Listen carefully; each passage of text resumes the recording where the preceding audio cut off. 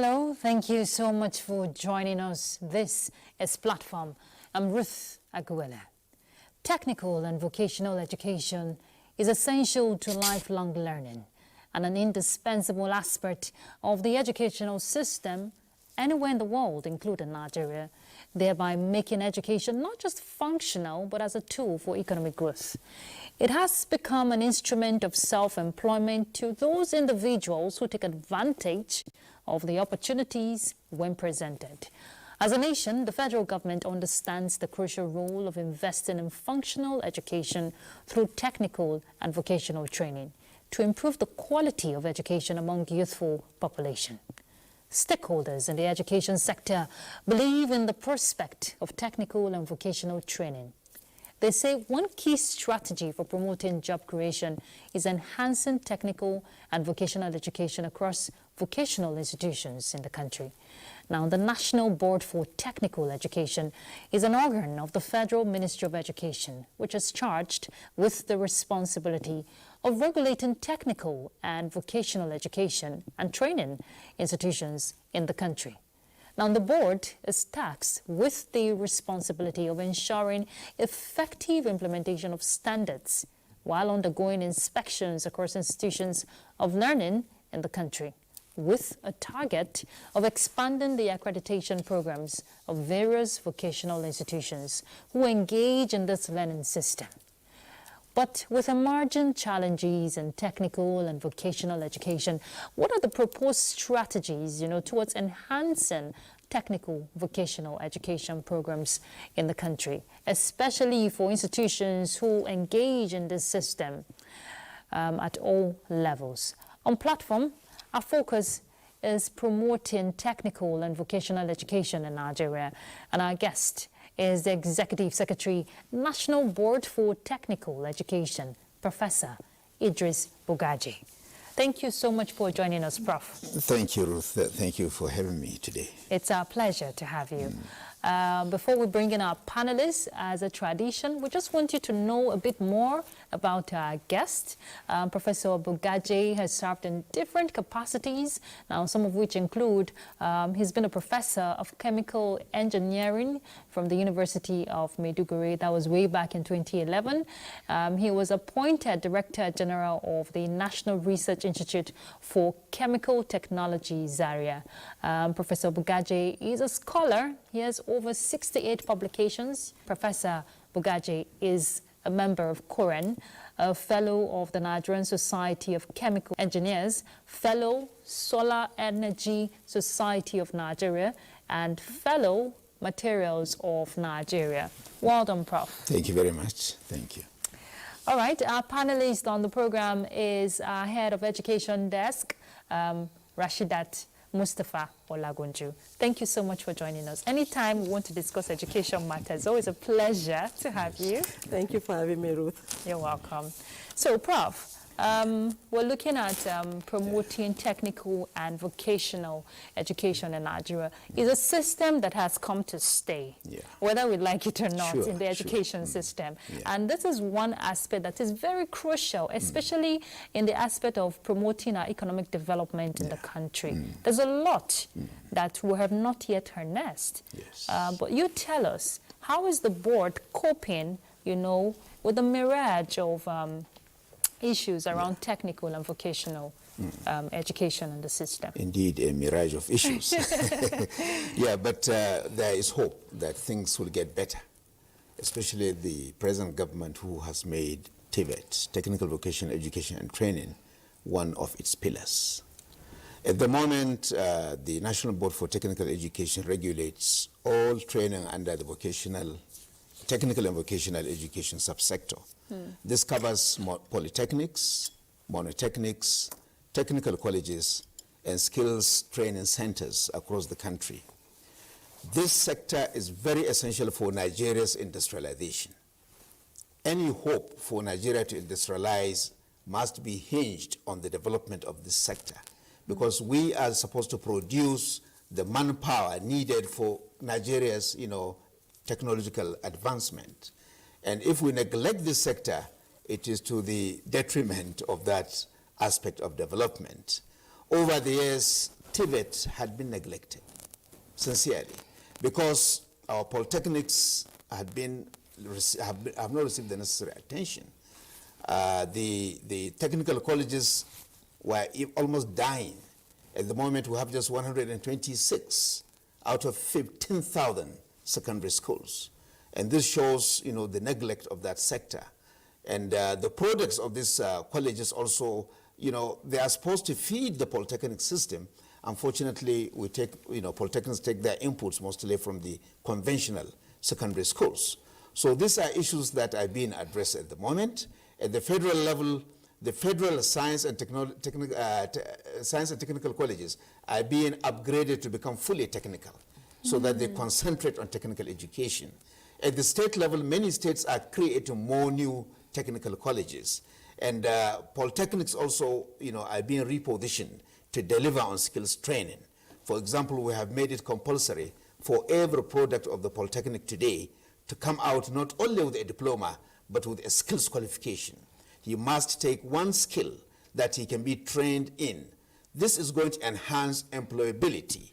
If somebody graduates with a diploma, he may not easily get a job, but if you come out with a skills qualification, either construction skills, welding and fabrication, electrical installations, maintenance, etc., automobile maintenance, CNG, conversion, etc. All these are skill sets that we are trying now to get all our polytechnics students. You will not graduate. Just like you are finally a project, you must bring a skills qualification, one particular skill with a national skills certificate on that before you can graduate. So this is what we're now producing products with double age, both the technical and the vocational skills, which are needed badly by the industries in Nigeria. At the moment, Nigeria is importing a lot from West Africa, from India, from China. So many projects that were going on, the railway expansion. Chinese brought a lot of, some of them said they were even prisoners from Chinese prisons who were given, chance to come here. They have been trained on skills, and now they are coming to make an input into our economy.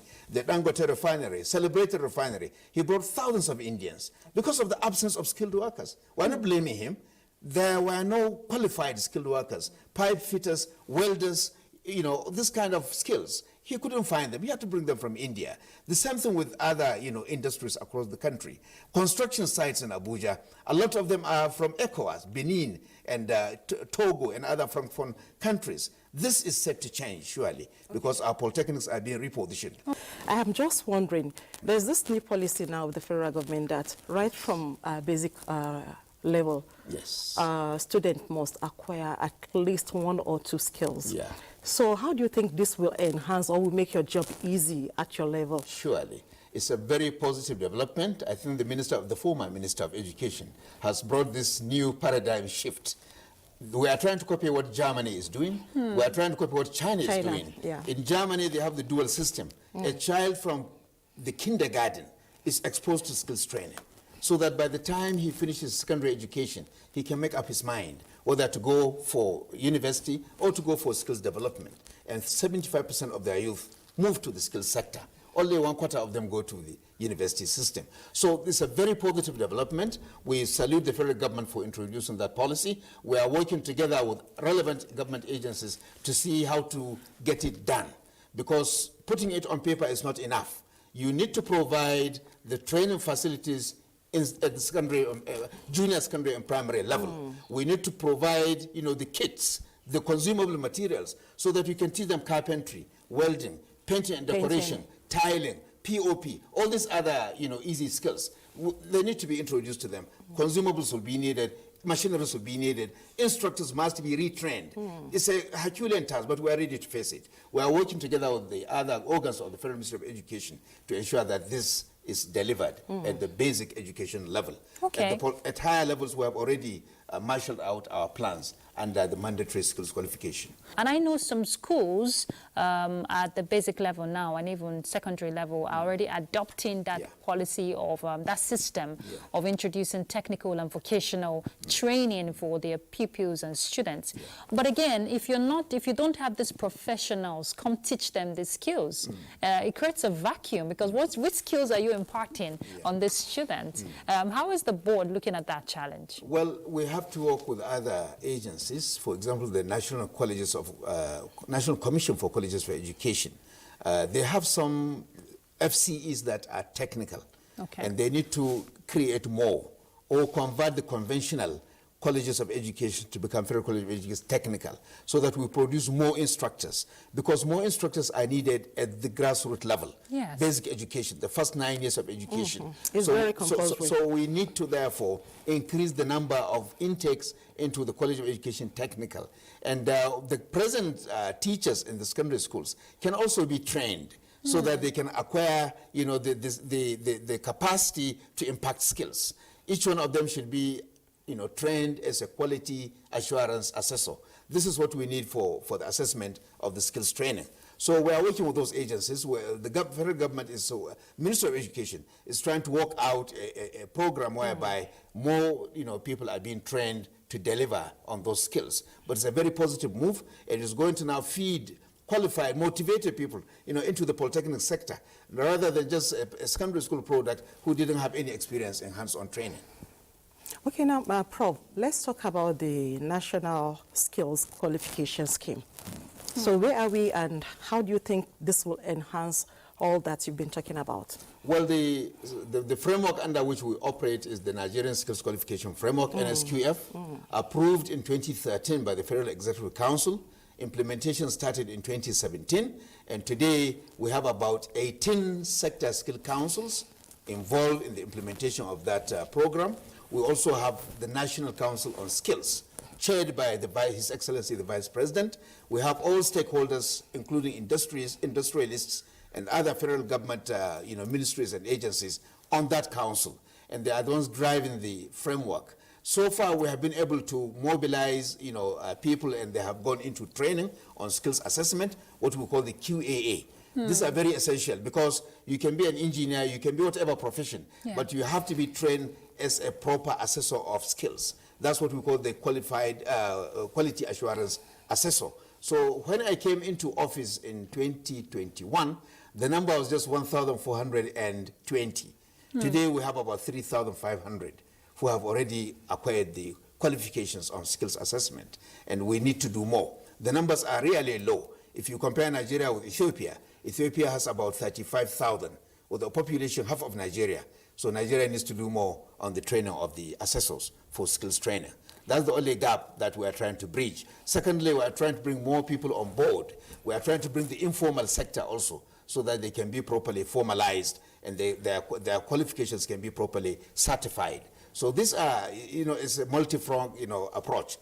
So many issues are there, so many challenges are there, but we are confronting them. What about the aspect of having these tools, the requisite tools, to improve these effective learning of these technical or vocational trainings you're talking about? Because that's another aspect most institutions face. Surely. There's deficit of that. Deficit of equipment, tools, and necessary facilities. We need to put more budget on TVET.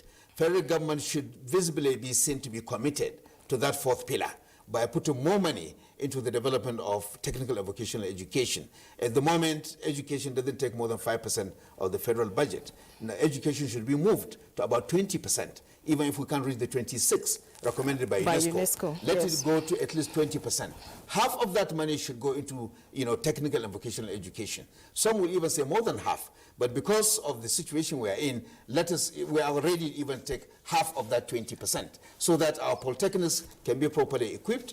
Our colleges, technical colleges, can also be properly equipped with the necessary tools. Some of them are produced locally, some of them have to be imported. We also need to make provision for consumables. If you are teaching carpentry, you have to buy wood. If you are teaching metalwork, you have to buy metal and, you know, welded rods. If you are teaching, you know, skills training and construction, you have to buy blocks and other items, you know. So these are very important, because you go to institutions, you find the equipment, you have everything, you have the lecturers and instructors, but the consumables are not there. So there is need for budget, proper budgeting for technical education, so that we can reposition it. And this is the only way Nigeria can solve the employment problem in the country. In fact, for the conventional training, you know, we are doing, every student must be made to acquire a skill, so that if he graduates, if he can't find a job, he can create a job himself. he can become, he can create his own enterprise. Becoming self-reliant. Self-reliant. So that should be the approach. And therefore, budget is really needed. And just before Madam Rashidat come in, still talking about the aspect of budget, are you attracting investors to come and invest? Because if you're facing the challenge of this paucity of funds, right? Yeah. Are you, wooing investors to come in these areas? Well, local investors are already invested in TVET, in Technical Vocational Education. We have private polytechnics, private colleges of technical colleges. But foreign investors, the climate is not very, very attractive because the fees they are going to charge, if you convert it into dollars, it becomes so low. So for that reason, it's government that should carry out this agenda. Yes, government can help the local investors because a lot of them are even complaining that they don't have enough students. So there should be a way maybe to expand the scholarship scheme, the students' loan scheme, so to cover even the private, colleges, so that they will also, the students can benefit. Many cannot go there because of the high tuition fees. Yeah. So that's the situation now. So I think foreign investors may not find it easy to come to Nigeria at the moment, but let us improve with the budget of the federal government, state governments, as well as let us support the local investors so that they can expand the scope of their colleges. Okay, Prof, did I sense or perceive a kind of friction between the board and the polytechnics? What actually is the issue? Well, it's not a friction. They all serve under us. Yes, so they are. sometimes we wield the big stick. Big stick. Yeah, if things are not going well, if people are, admitting quacks into the system, people who are not qualified, or if people are, overloading, you have a lab that can take 80 and you bring 200. That's against our standards. So there isn't much of friction. We work very closely with them. We also, dialogue with them. We even dialogue with the unions. So everything is on course at the moment. The only thing is, there are a few issues, on the table at the moment. And we're already discussing with the unions. We're discussing with other stakeholders, chairman of governing councils, the co-heads, committee of rectors of, polytechnics. And we're trying to find a way out at the moment. Okay, but I'm sure, Prof, Nigerians will want to know what issues specifically, because I know from findings it has to do with the new scheme of service. So is that stalling implementation of that? Because some experts in the education sector have said that this new scheme of service is actually good for the improvement or enhancement of the TVET. But again, we're seeing controversies. So for clarification, please. It is difficult to satisfy Nigerians 100%. Federal government have tried by issuing that scheme of service, but there are some gray areas. There are some very, very, good landmarks in that new scheme of service. For example, allowing HND holder to come into his polytechnic as an assistant lecturer. In the past, only university graduates were allowed to do that, and the HND holders were only employed as technologists in their own system, which is not fair. So government has agreed now to allow HND to come as assistant lecturers. Gradually, they will grow to do their masters, their PhD, and one day they may become rectors in their system. This, at the moment, almost all the rectors you see around are products of the university system. So this is set to change with this, very magnanimous opening in the new scheme of service. The other areas, of course, gray areas where the lecturers were required for promotion to senior lecturer level to bring a skills qualification. If lecturers are going to teach these skills we are talking about, if you can't give what you don't have. You can't. So they were required also to gradually go and do some skills training, acquire qualification, at least up to level 3. Out of the level 9 we have, it's level 1 to 9. So they were required to bring qualification in level 3. Many of them, because they were university graduates, were not interested. So they have come under the union to oppose that. That is under negotiation at the moment. There are also certain provisions between the non-academic and the academic staff. The non-academic staff were allowed to reach up to the highest level, grade level 15. Even you don't need to be a registrar to reach that level. And when you become a registrar, you can still come back to that level when you finish your tenure. So the academic staff didn't want that. So these are also areas we are trying to negotiate. So there are a few gray areas, but on the overall, the recently issued scheme of service, I think is a very, very good document, a starting document at least. We can now fine-tune a few areas, gray areas, and I think we should be able to have an acceptable working document for the entire sector. Prof, a rider to that is the issue of some polytechnic students not being allowed, absorbed for youth service. Yeah. Is this related to the issue we are talking about? Yes, it is partially related because some of the polytechnic rectors and academic boards were admitting students anyhow, at least, especially to the HND. Somebody who does a program irrelevant to the HND program would be admitted just because they wanted to generate IGR, whatever they call it, school fees and whatever. His tuition is free, we know. So that was a big challenge. So the MBTE decided to introduce a portal which will screen students before they are admitted. Admission rests with the academic boards of the polytechnics, but we wanted to screen them to be sure that they have done their IT after the ND. Many are being admitted without IT. To be sure also the ND and the HND match. And then number 3, to control the quota, so that if you have approval for 80, you should not admit more than 80. At the moment, they are, overshooting those quotas. But we are trying to review. We understand there are difficulties. We are trying to review the quota for each program.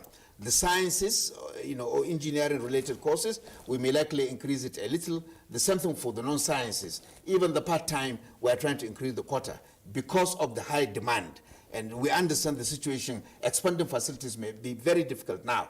So we are reviewing those ones, but at the moment, we have agreed with the unions, we have agreed with the committee of rectors that we are going to allow the portal to upload data only. We are not going to screen before the admission. Now, but the screening is really to help the students. Many couldn't be mobilized. I must salute NYSC for doing that. It's part of our quality assurance job they are doing for us. So, and then our intention was, when this portal comes on board, then NYSC shall not be using the JAM portal for mobilization or for harvesting information on those to be mobilized. They will come and be using this HND portal. So at the moment, that arrangement is still there, and we hope very soon, from this year, we are going to be uploading the data to the portal, and this way we should reduce the cases of lack of mobilization for some of the graduates. We pity their situation. But the NYSC has given another window.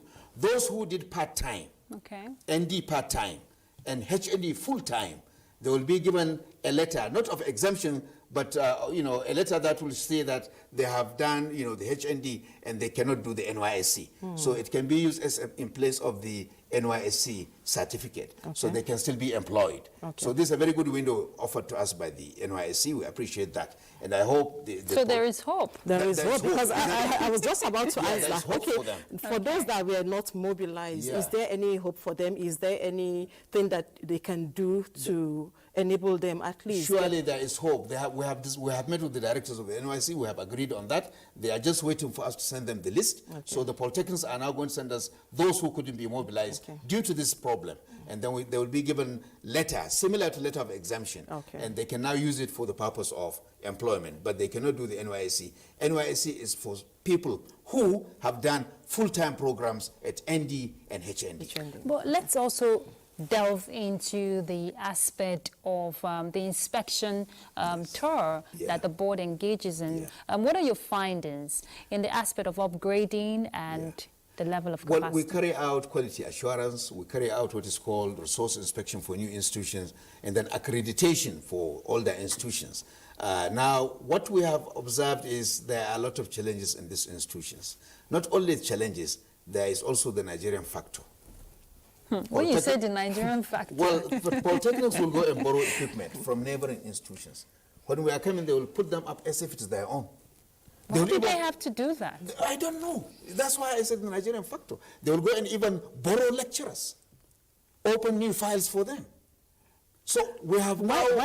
Before you go further, Prof, why will they do that? Is it that they've gotten fund for those equipment and they didn't procure it? Probably, or probably they didn't even get the funds and So still they won't run the if program. they don't have the fund, then why will they just go and borrow? Exactly. That's why I said that unfortunately, I don't want to use that word Nigerian factor, but it's the reality. So they will go and borrow. They will go and even borrow human beings who will come and parade themselves as lecturers. So we have found a way out. What is the way out? The way out is digitalization. Since January this year, I have introduced digital accreditation. At the moment, if you want to do accreditation, you go online. You tell us, we will ask you to upload all the information we want. The labs, the classrooms, give us the 2D drawings. Let's see the flow areas that you have. The lecturers, on your website, for every department, you have to have a hyperlink to your main website for that department. Give us the photos, the short profile of every lecturer there, including the head of department, his qualifications. And All will be on the system. On that system, we are going to screen all the lecturers. We can use AI to discover if anyone has appeared in another website. So in that case, we can now, discontinue the accreditation, your digital accreditation process. So we have created this. Then for laboratories, you have to conduct your labs. You have to use GPRS to capture the venue, the time, and the date. And we want just a short clip of 5. Create a YouTube account, upload it there, give us the link, we'll go and see the kind of experiments you are doing. So with digital accreditation, we have really reduced even the brown envelope that used to circulate during accreditation. We have brought an end to it. Of course, even my staff are not happy with that. Because I'm just about to say that. Okay, how do they embrace it? Is it a welcome development? Well, those who are interested in progress welcomed it. It's cheaper for the institutions. Definitely. You don't need to pay air ticket. Definitely. You don't need to give hotel. Because this is the future of people involved. Exactly. So you don't truncate that or compromise standards. Exactly. So it is meant, we have already covered more than 50 institutions now, digitally. Others are dragging their feet. They will write to us, we are in a rural area, we don't have internet, please come and visit physically. We have given a small window for that this year. But from next year, everybody must go digital. If you don't have access to internet, move to another location where or bring VSAT or whatever, because your students need an internet service. Definitely. Today, studies, you can't use the conventional chalk and the blackboard anymore. It is digitalized. So we are moving that digitalization program very aggressively. I know people are not but even my staff are gradually understanding the value.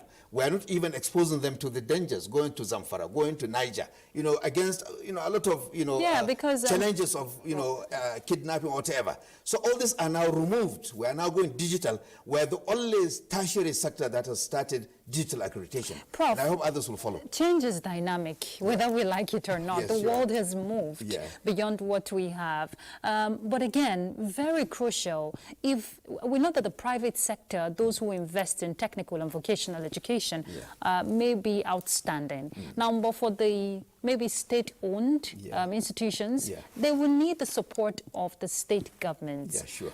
What is the body language or synergy you're getting from your reports? Are states intervening? Are they giving the necessary support? Well, the states are dragging feet, generally. Every state governor, he wants the TED fund to come and fund his institution. Why did you put them up if you are not ready to give funding to them?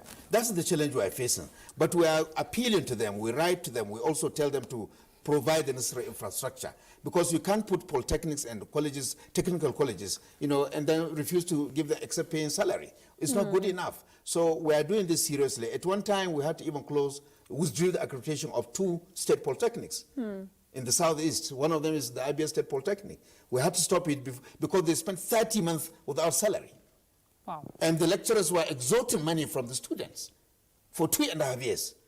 So standards were going down. Finally, our projects were just a washout.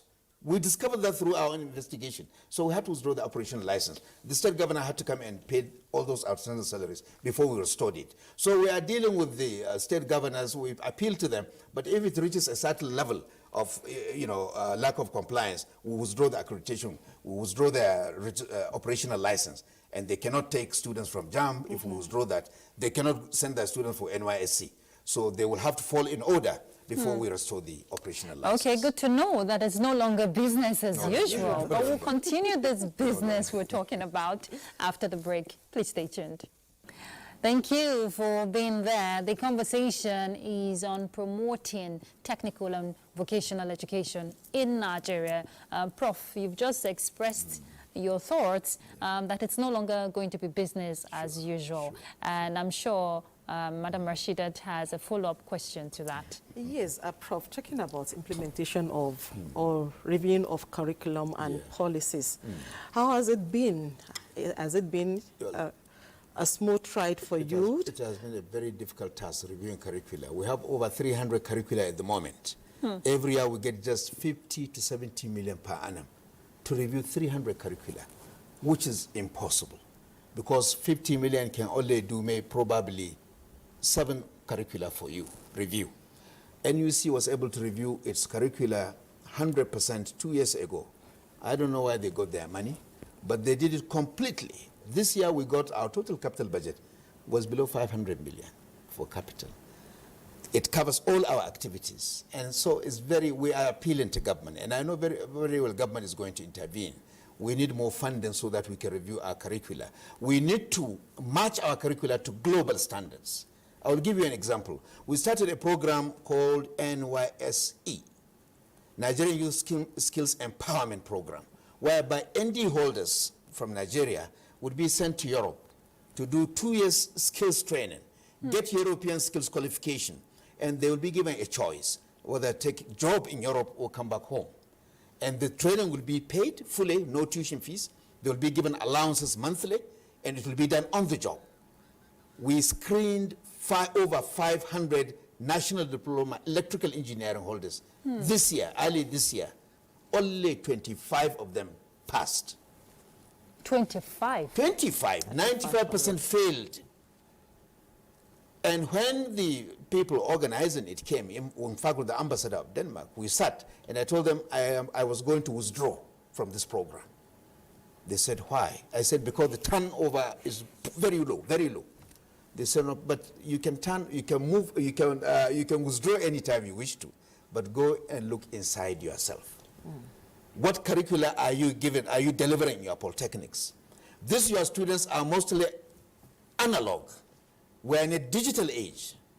So we went back to our curricula. We realized the contents are not up to the standards required globally today.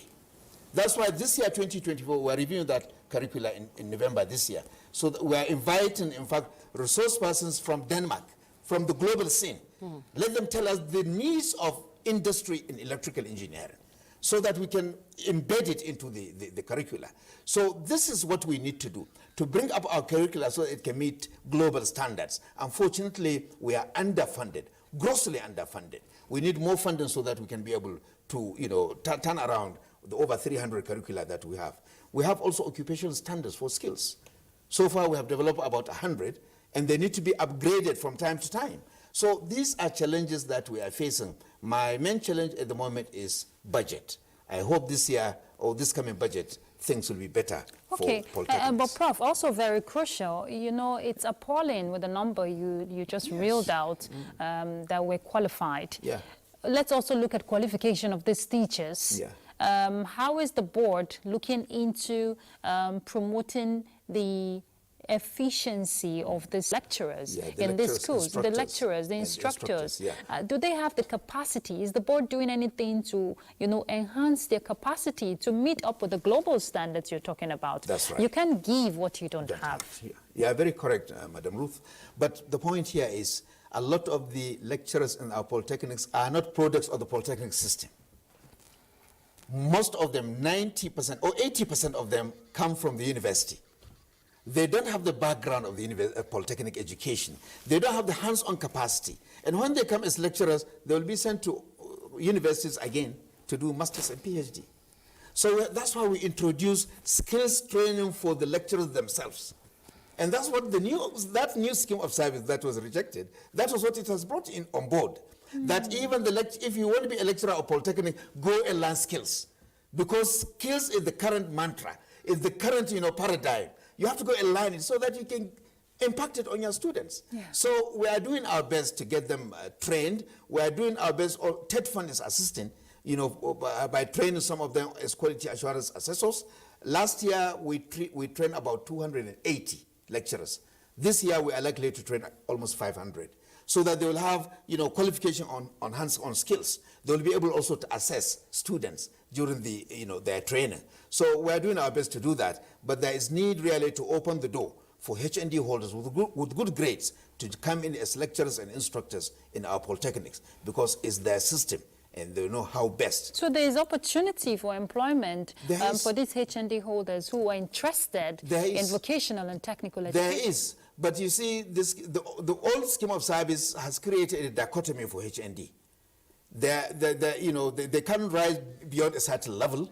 They are discriminated against, and this in itself is a sign of underdevelopment. Because countries that develop, they don't discriminate against HND. They are regarded as at par with the degree holder. What they look is your output, and the HND holder will even have better output than the degree holder. When people are employed in the oil and gas industry, they are sent to PTI to do skills training. Something which the HND holder has already done. Degree holders, they go back to the Polytechnic in Warri, PTI, for the oil and gas industry. They do skills training. So these are issues that the Nigerian system has to accept. We should stop the discrimination. But we are proposing, because we have made all efforts to end the dichotomy against HND, we are now proposing that we should even abolish the HND.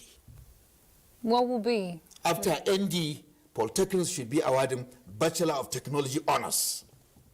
A Bachelor of Technology different from a degree in the university. The university give degree based on learning and character. We are going to give a degree based on learning, character, and skills. Something which nobody else will give but the polytechnics. So this will be another crop of skilled workers that we will be producing in Nigeria. This is the only way we can end the dichotomy, because for how long we have been on this struggle for almost 20 years.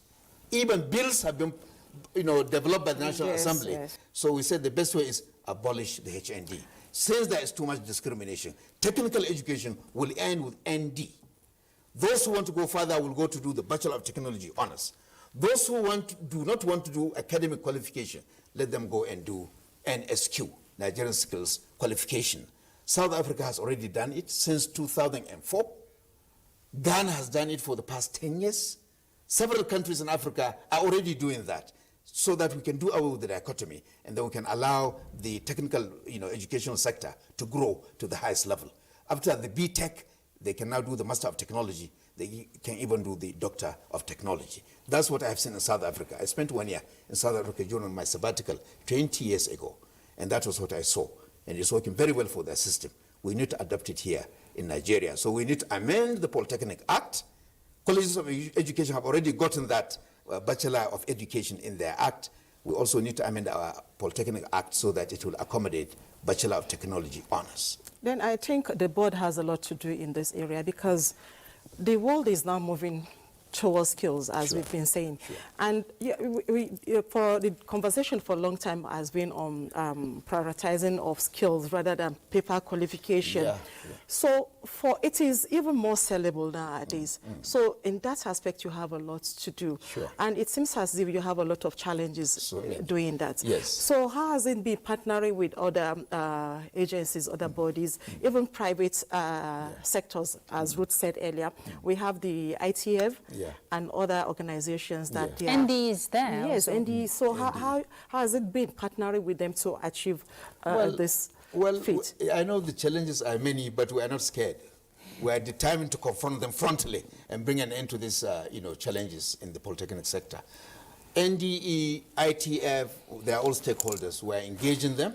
Of course, ITF will have a few issues that needs to be resolved. They want to take over our own job as regulators, and the law does not allow them to do that. So we are trying to engage them so that their proposed amendment will be properly streamlined. We can allow them to handle the informal sector and the lower level skills areas. But when you come to tertiary level skills qualification, I think we should retain that regulatory function.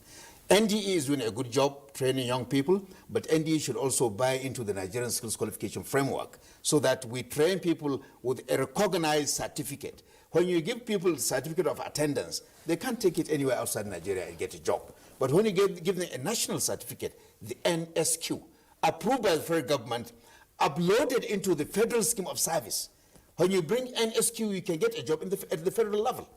So we need to get all these agencies to buy into the NSQF so that their training will be relevant. All these short trainings going on by politicians should also buy into the Nigerian Skills Qualification, because certificate of attendance is really a waste of paper. So it is better they come to the MBT, we give them the guidelines, and they can now run a proper skills training with proper certification, which will in fact empower the products of that training, rather than just giving them. But Prof, you know, what you're revealing to us today is of immense importance. And it's a revelation that would change a lot in the education system for Nigeria. But again, is the board doing enough to promote this awareness, spreading this information to the necessary populace? I appreciate the platform you have given us today. Okay. You gave it to us free. We appreciate that. But otherwise, it also requires funding. You also require budget to sensitize Nigerians. But at every opportunity, we try to sensitize people. Today, skills is the global currency of labor, and Nigerians need to be upskilled. You know, people are looking forward to Nigeria, in fact, to fill certain skill gaps, especially after COVID-19. A lot of skill gaps were all over the world, but Nigeria couldn't do anything because, you know, we do not have a very good, you know, skills training program. Now we are rolling it out, and I hope, you know, we'll see the results very soon. Other stakeholders, please, need to come and support the MBT in this agenda. We are doing it for the nation, and it is going to reposition the youth. We will stop, you know, allowing youth crossing the Sahara, crossing the Mediterranean, against dangers. Some of them dying on the way. Some of them ending up in Lampedusa, southern Italy. If you give them skills qualification, recognized skills qualification, they will be welcome across the world with red carpets. All over the world, people are leveraging on that. India is leveraging on that. Bangladesh, 11.5 million Bangladeshis are all over the world, earning good living, sending some money back home. Nigerians also, we need to empower our youth. Instead of allowing them roaming about, you know, doing nothing, frustrated, give them skills qualification, export them to the world, let them fill the local needs, and then export them to the world, and Nigeria will move forward with that kind of arrangement. Okay. Yes, because, you know, at times when Nigerians get abroad, they will have to go and learn a skill for them to fit in. I was going to say that. You still need the skills out there. But when we now have them trained right from Nigeria, talking about, let's talk about certification and assessment, how to make them at par with their global competitors. Yes, we are already having handshake with other skills qualification frameworks across the world.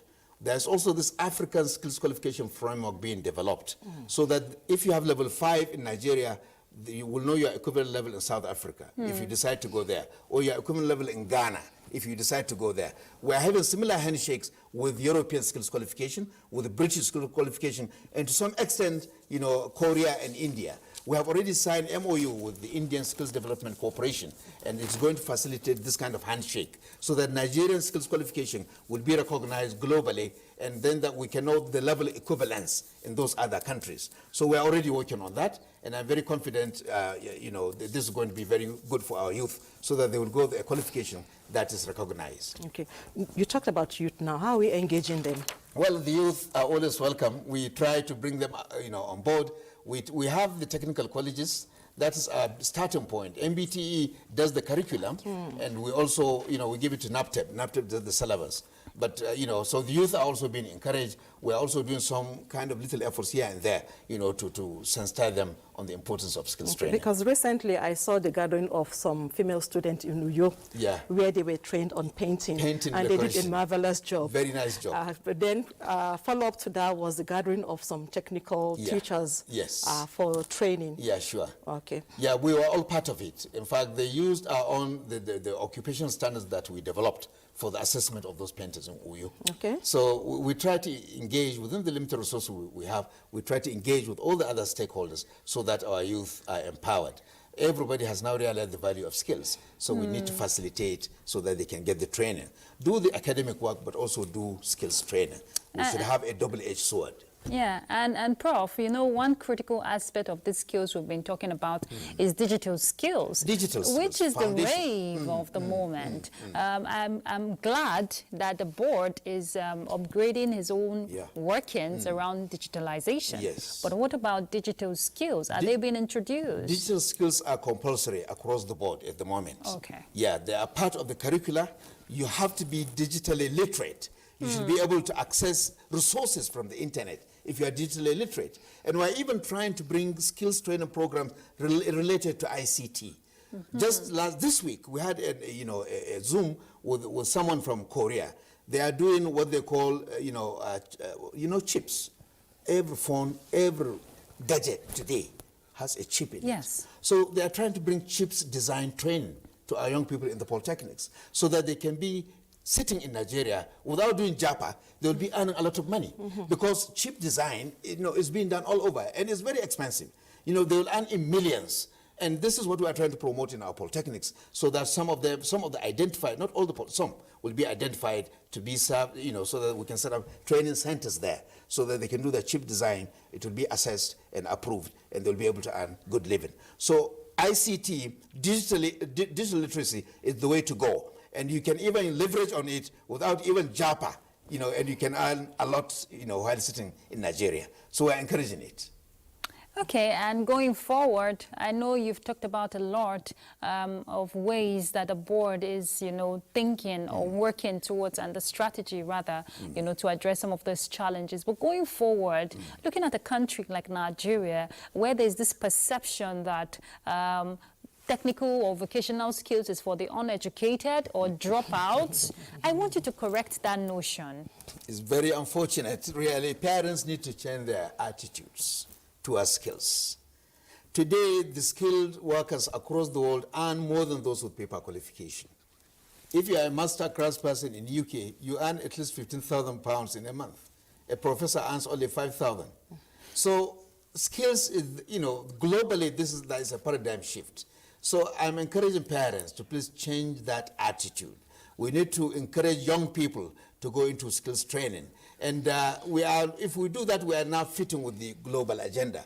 Otherwise, we'll end up with the certificates and there will be no job for us. So young people should please sit up, whatever your degree, whatever your diploma, come and do skills training in the Polytechnic, acquire a skills qualification, and find a job or set up on your own. That's the way to go. We have a final question. Yes, let's talk about regional accessibility, Prof.